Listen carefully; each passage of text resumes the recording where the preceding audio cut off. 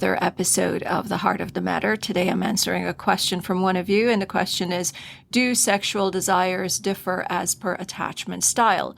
The person who sent this says that they have an anxious attachment and they want more intimacy, physical intimacy in the relationship from their dismissive avoidant partner. But the dismissive avoidant partner does not encourage their initiations or probably pushes them off, especially when this person shuts down. Now, before I get into the question, answering the question, what I want us to always remember is that there is a big difference between someone who is a dismissive avoidant and a fearful avoidant. A fearful avoidant attached person wants closeness, but they are afraid of getting too close and getting hurt. Somebody with a dismissive avoidant attachment style may not communicate the same way a fearful avoidant would. They generally go about with a sort of an aloof air. They want a relationship, but it's not needed and they don't think it's necessary. These are people who can go days or weeks or months without communicating on important issues. They're generally not people who discuss much with their partners, and a fearful avoidant is someone who will not go days or weeks without communicating. They're generally caught between being an avoidant and being an anxious attached, right? So we want to be very careful with the labels before we ask these questions as well. So a dismissive attached partner will not generally encourage physical intimacy. They're, people who, again, don't feel like it's needed. They will get into relationships and get comfortable with just the togetherness, but does not always see the physical act as a big part of the relationship. Someone with a fearful avoidant attachment style may have difficulties in embracing the physical aspect of a relationship, depending on what's going on in their lives or what they're struggling with. If it's someone who has just gone through a breakup and they meet someone new, they might have difficulties in that area because they're still overwhelmed with going through whatever it was that happened in their past relationship.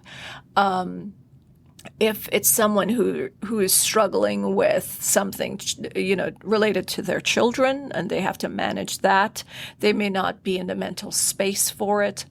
And the question is, does the desires differ as per attachment style? No, it doesn't. As a part of us being human, it's an innate need or responsibility to procreate. So we are going to have desires. It just depends on what we're going through at that time and what we're using sex for. Sometimes we use sex as a tool and we don't even realize it.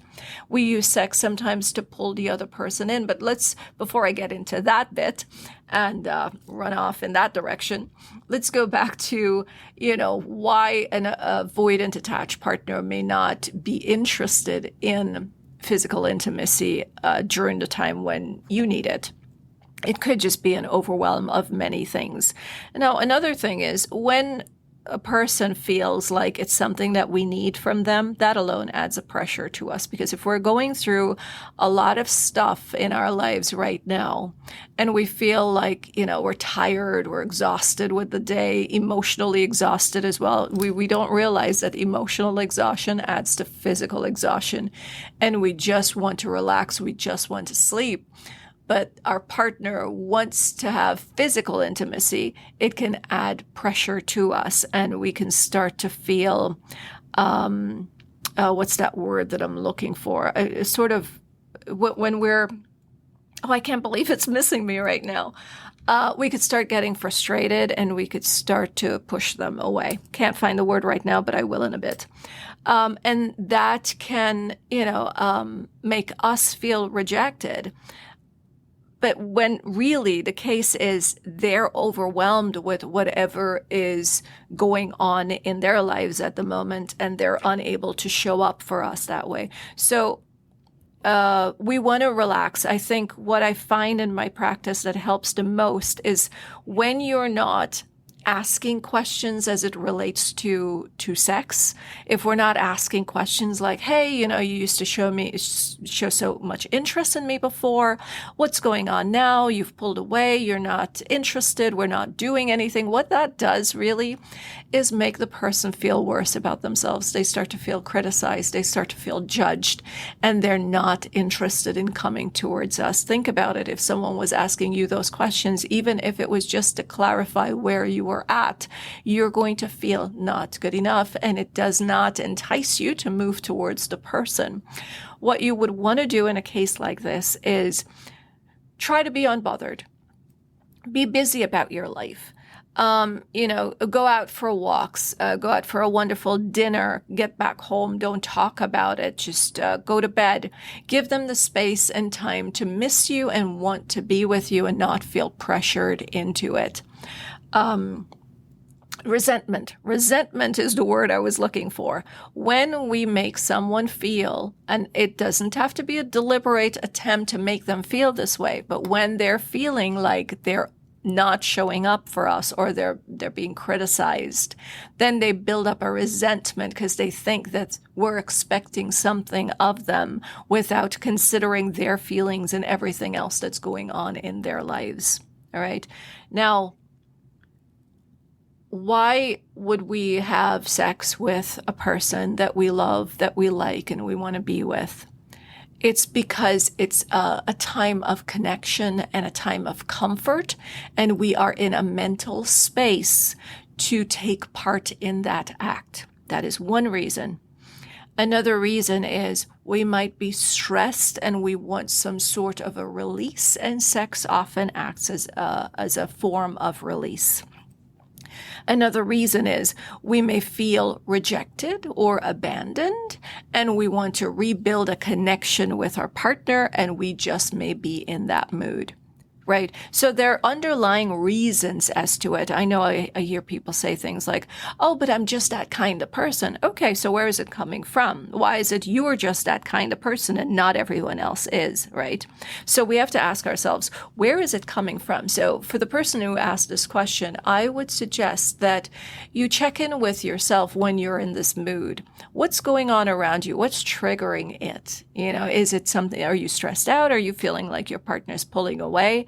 And the fact that you say that the person keeps pushing you away, rejection is one of the things that makes a human being so much more driven to get the thing that's rejecting them.